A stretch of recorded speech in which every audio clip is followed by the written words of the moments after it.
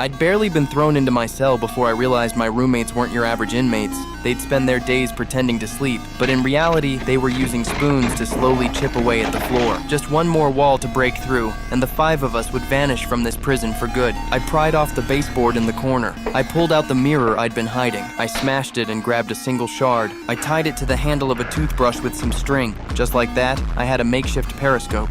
I used it to keep an eye on the guards through the cell door peephole. Next, I unscrewed a bed leg to use as a digging tool. They moved the cardboard in the corner and pried up the floorboards. I took the bed leg and started hammering away at the ground with everything I had. The isolation block was undergoing renovations. The construction noise was the perfect cover for our digging.